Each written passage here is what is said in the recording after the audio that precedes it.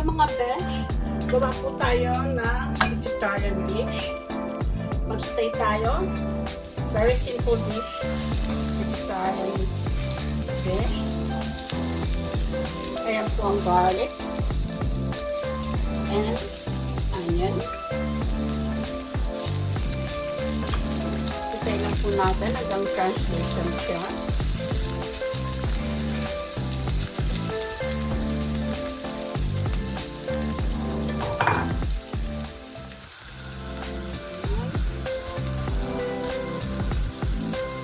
Very simple lang po itong dish na vegetarian.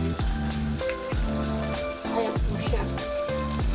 Kip stukjes, that means kip is chicken in Dutch. Pero vegetarian po siya, vegetarian.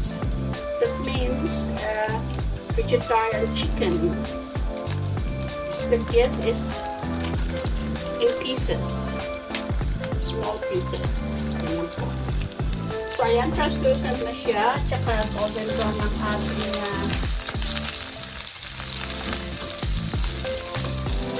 garlic.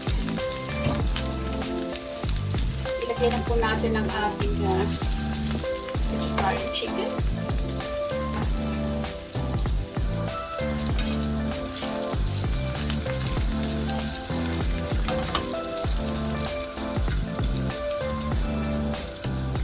Madali lang po siyang maluto kasi ano to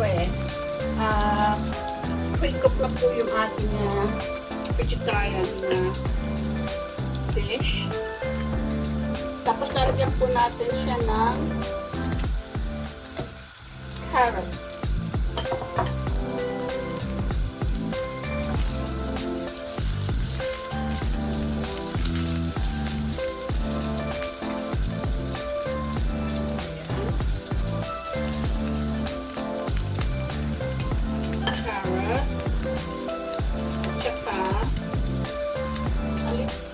Cauliflower.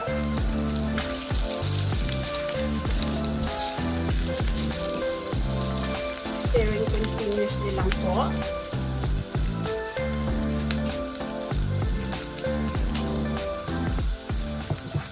Tapos season natin siya ng pepper, black pepper.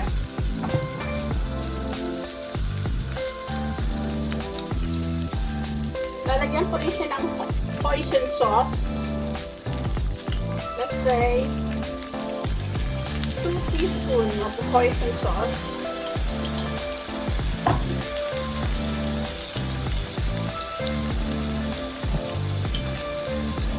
And 1 tablespoon of oyster sauce.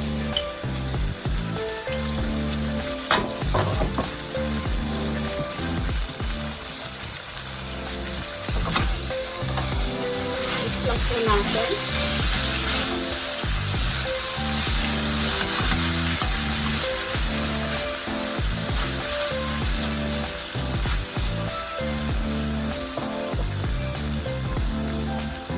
Tapos lagyan po natin siya ng napa cabbage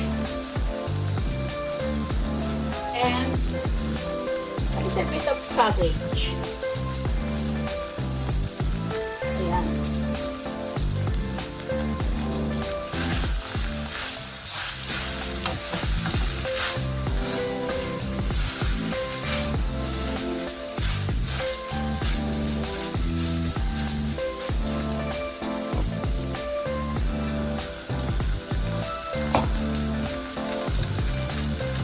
Natin sila ng 3 tablespoons of water.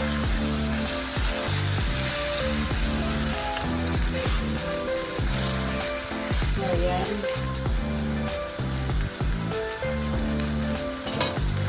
Simmer lang po natin sila ng 2 minutes.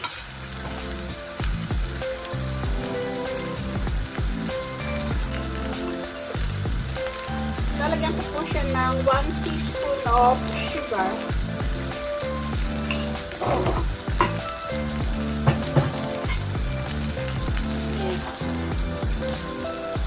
And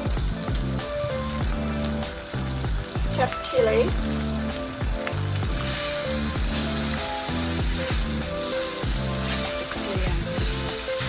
natin sila masyadong lulutuin mainam yung ating veggie. Mas maganda po yung medyo half cook ang ating veggie.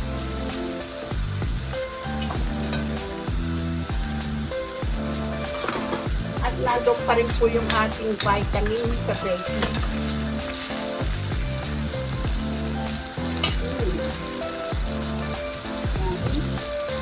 Lagyan pa natin ng konti pang water. Ay, ang sarap na po mga besh. Ayan.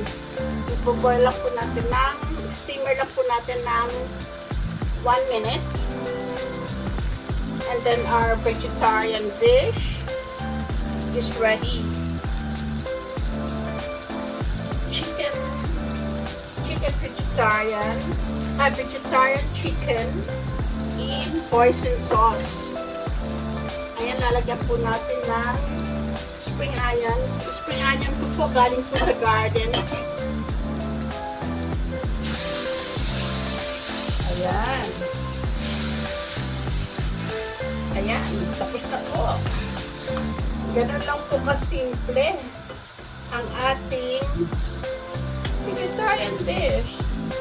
So simple, so quick and easy.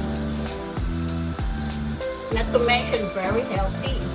So mga besh, yung mga hindi pa po dyan nakasubscribe, subscribe na po kayo para wala po kayong nangimiss ng mga pagluluto ko. Simpleng pagluluto.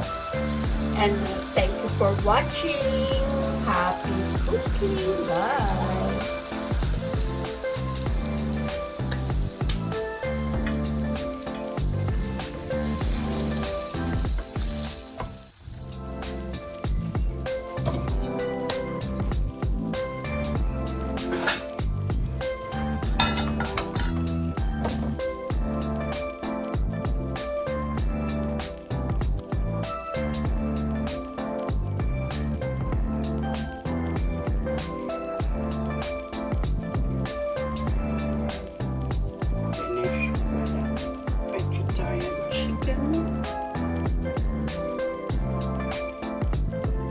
Hoisin sauce.